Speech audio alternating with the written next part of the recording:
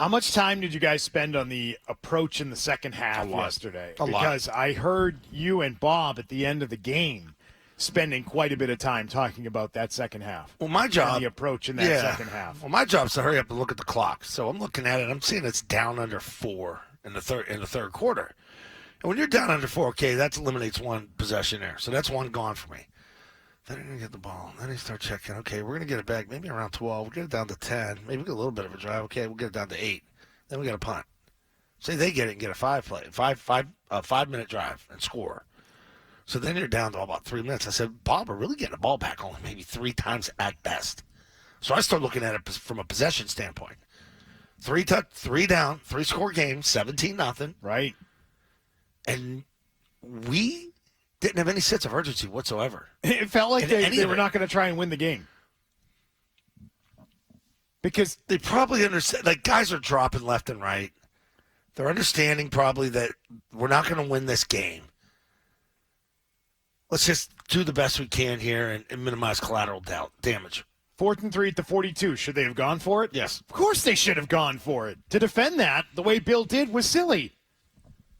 Just call it a mistake at that point, or say you're just not trying to win the games anymore, which, by the way, this is my point on this. I think he may have intentionally said, let's just manage this conservatively here, try and play more defense because we're better at that, and try and minimize injuries, given that Cole Strange had gone down in this game.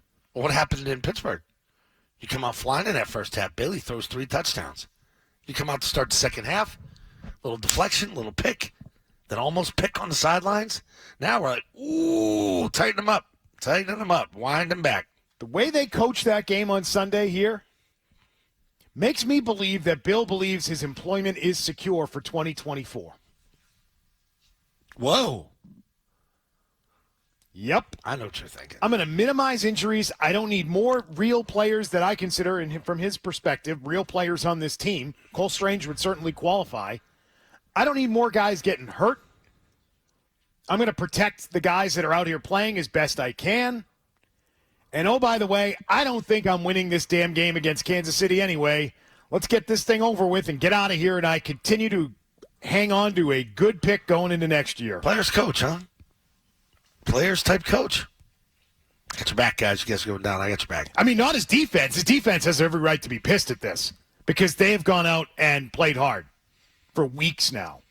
Well, what if Bill went for it down there inside the 4 and handed him the ball on a 1st and goal? That would have done well for his defense. Another 7 points. Then they're in the mid-30s. They got a pick. I mean, they got a turnover late, right? Yeah. So the defense is their best unit. I mean, that's stating the obvious. Bill wants to play more defense than anything else with this team because that's where they're best. Except you have to score points when you're down 3 scores. Right. You can't. What are you doing? You've got to score. You got to put point on 2 scores. You got to go out and play. But I looked at that and thought, man, he must think he's here next year. And is it like full-blown throwing a game? No, they weren't going to win the game anyway.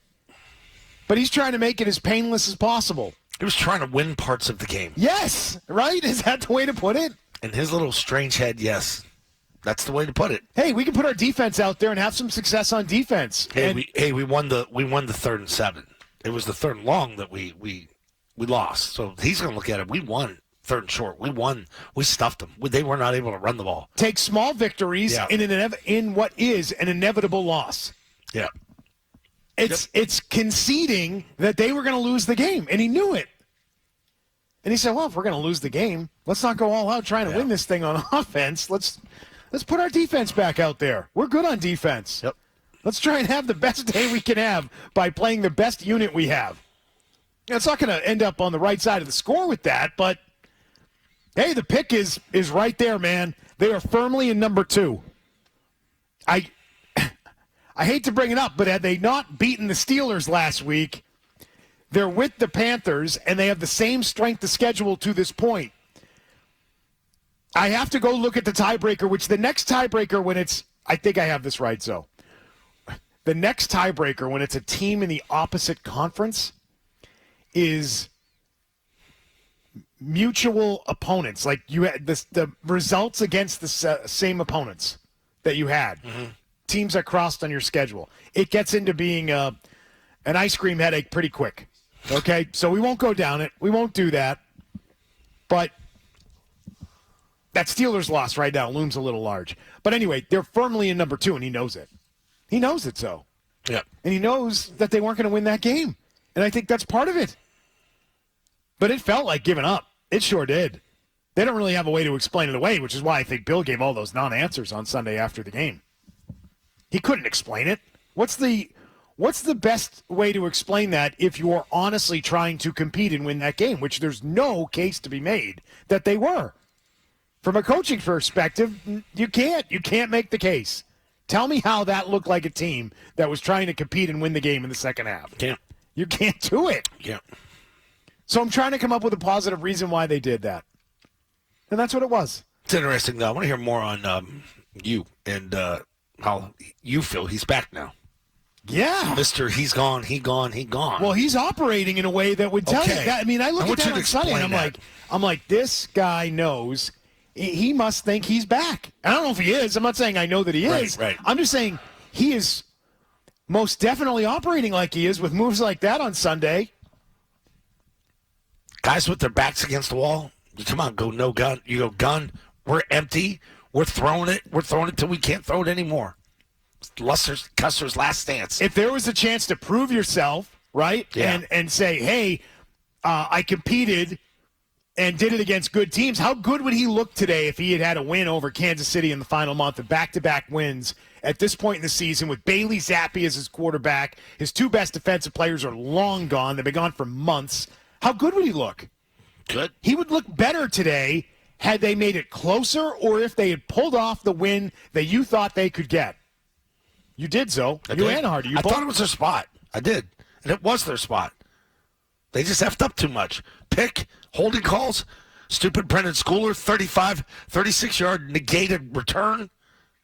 The plays were there for them. So they couldn't make plays against them. Kevin Harris on a long run. It was their day. Barmore was getting in there and killing them. 5 passes were thrown in the final 14:50 of the game. Oh, were they up 20? 5 passes total were thrown. Does that look like an NFL offense in 2023? No. Could they throw more than 5 passes in their final possessions? They came out humming at the start of the game. So, I mean, how else can I look at that?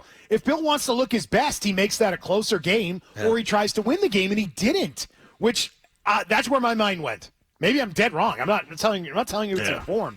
I'm just saying, wow, this looks like a guy who's winding it down and prepping for next season, knowing that he is part of the plan for next season, knowing that his draft position right now is damn good.